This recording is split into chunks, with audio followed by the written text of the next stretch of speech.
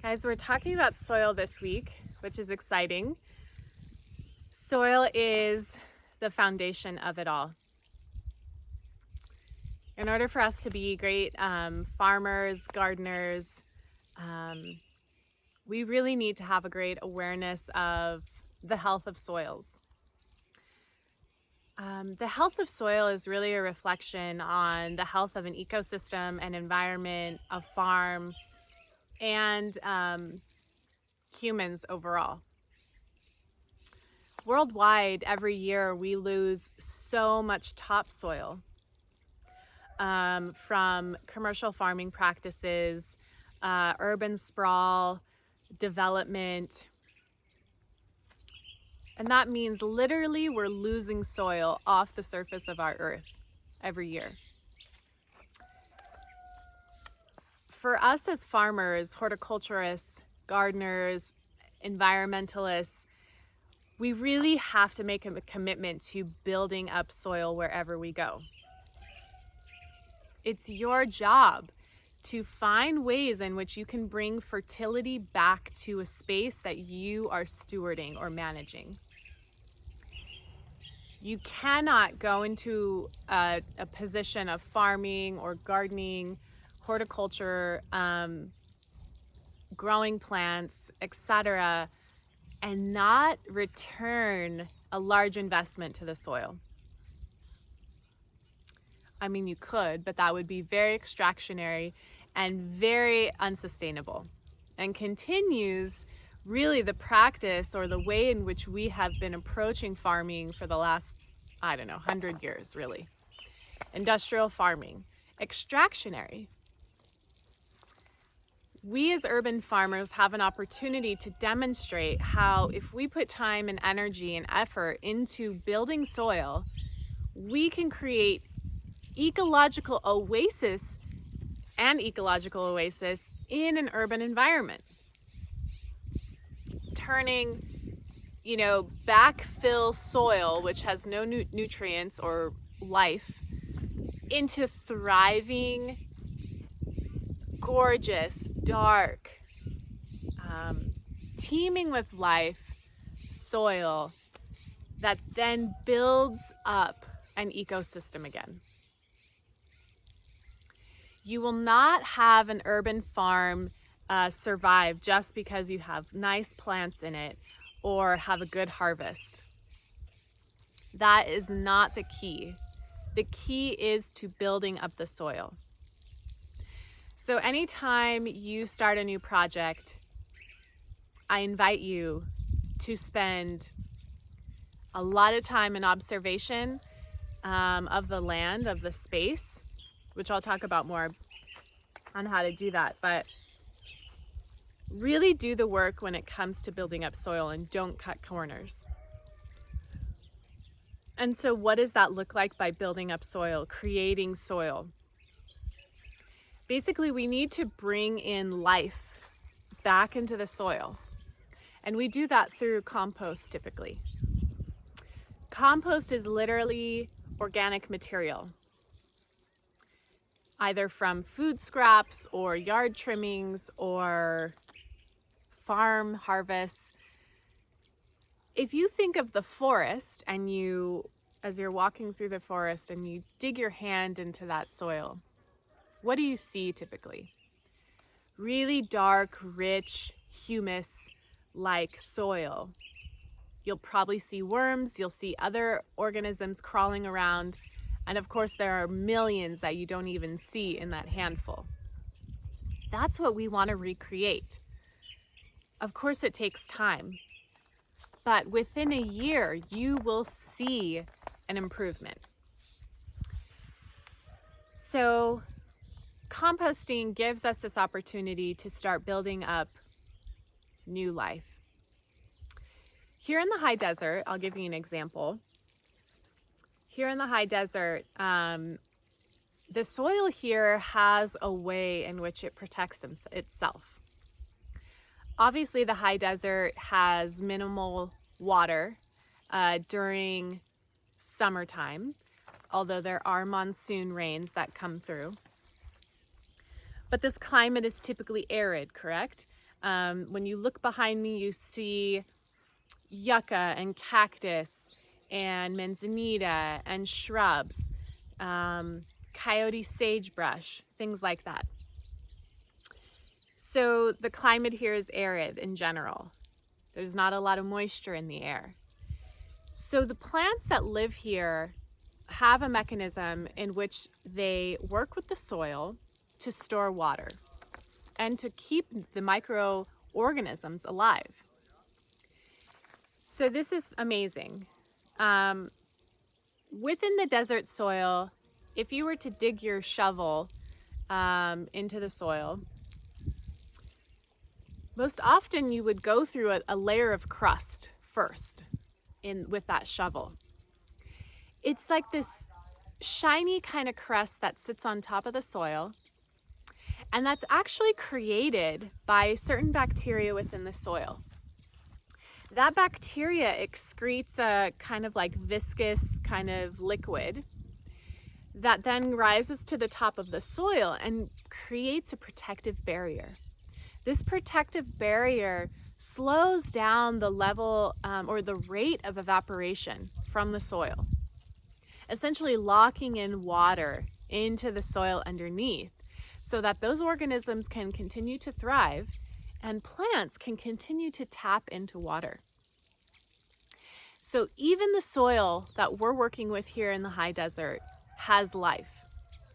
Now, the soil here is not as probably prolific with life as compared to a forest. You don't really find fungus here in the soil as much. There is a little bit. Mycorrhizae, things like that you would find abundantly in a forest. But there is life here. And I'm sorry, I'm distracted by watching these little birds take a bird bath. They're so cute. So basically, there are ways in which we can build life back into the soil. That's our main goal. We cannot have prolific, abundant gardens or farms, backyards, etc., without thriving soil. I'll share with you a thought that one of my mentors shared with me. Can you imagine if every spot of bare earth was covered instead of being exposed to the elements? Think of how many times you walk through the city, urban environments, and there's just plots of dirt just sitting there.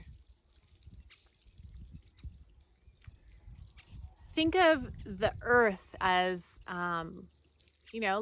like a human body. The dirt, the soil is like our skin. And often we want, often we want to protect our skin from the elements. I'm wearing a hat for sun protection. We wear clothes, not just for decency, but to protect our skin and our body from the elements around us. If we didn't have that protection on our skin, we could get sunburns, we could get bitten up by bugs, we could get skin cancer, all kinds of things, right? Our skin would dry up. We lose moisture through our skin through sweating. The same thing happens with the earth when we have these dry, open patches of soil just sitting there. The earth is literally being exposed to the elements. She's losing moisture. She's losing life and vitality. She, the earth. So every opportunity we have to cover earth is a wonderful opportunity. And how do we do that? Easy. The first step would be to just add mulch. Mulch is often something we refer to as plant matter that can cover soil to help lock in moisture and also to help create some decomposition and microbial life.